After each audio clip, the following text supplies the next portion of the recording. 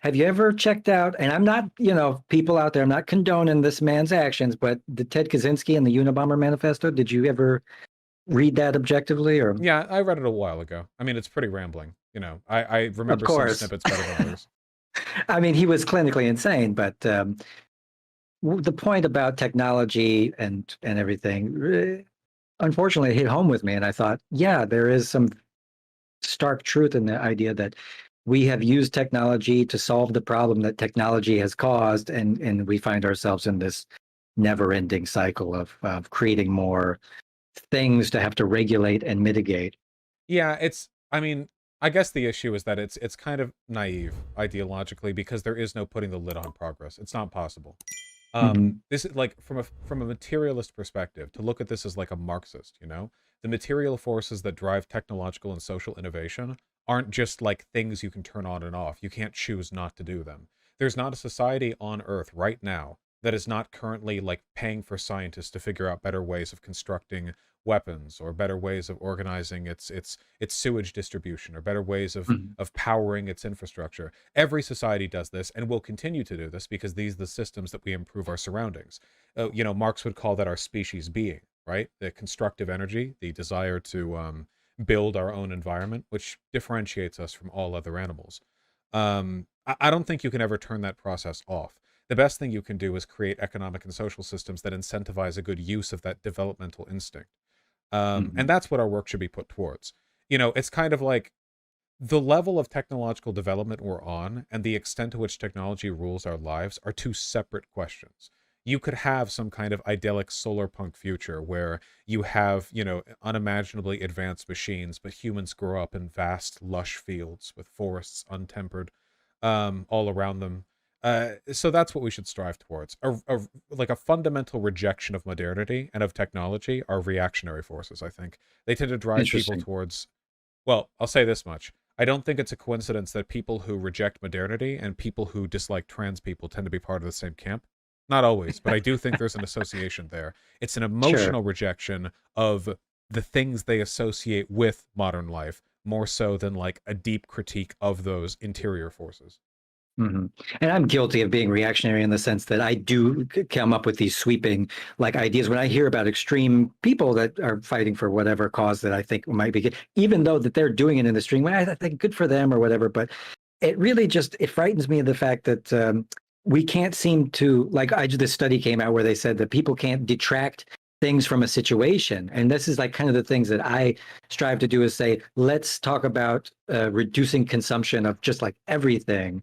And I'm a tree hugger in the sense where I think being weary of technology is something that we should examine more. And I've also talked to people that are studying the current state of soil health and how we've been just denigrating and ruining our soil through chemical fertilizers and driving tractors over it kills all the microbiology and it disrupts like the moles that live underground that are very useful and stuff. So No, again, the industrial revolution like ruining everything. yeah, well, it's how these forces are applied, I guess.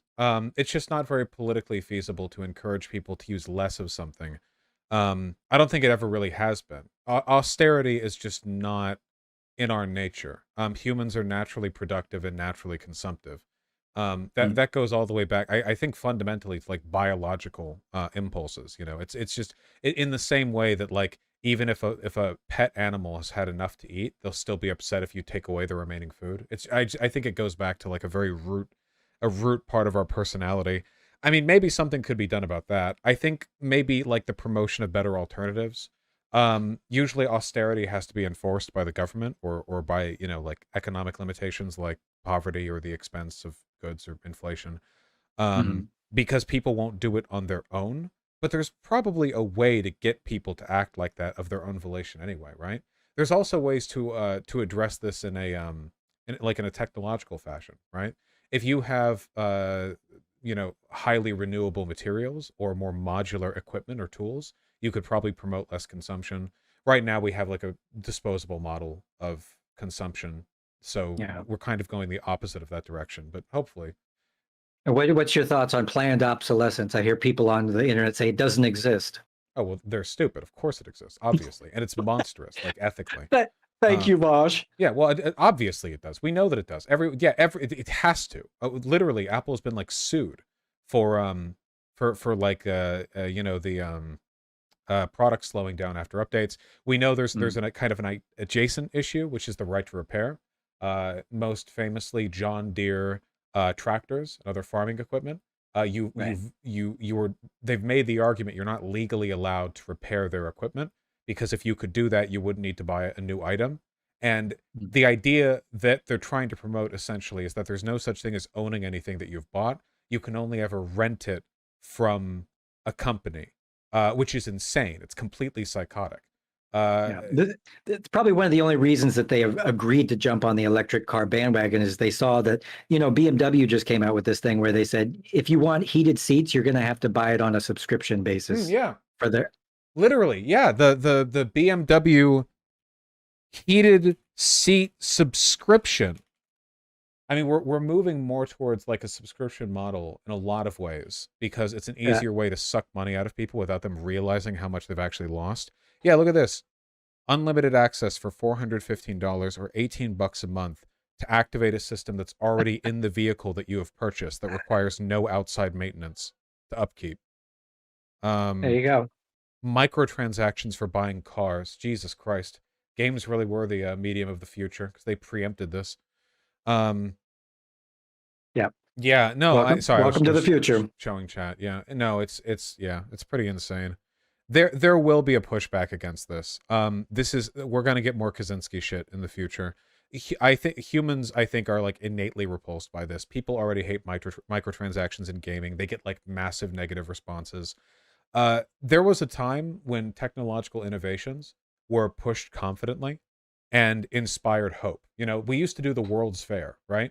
Like the World's Fair, where like back 100 years ago, you would go over to New York or Ellis Island or whatever, and they would have like, here's all the appliances that you can, you know, that in the future you will be able to consume. Here's all this, here's all that. And it used to inspire a lot of hope and futurist like utopianism in people's imaginations. Now nobody does utopian futures. They're all like dystopian. We don't do that anymore. Not because technology isn't really cool. It is. Technology does lots of cool shit.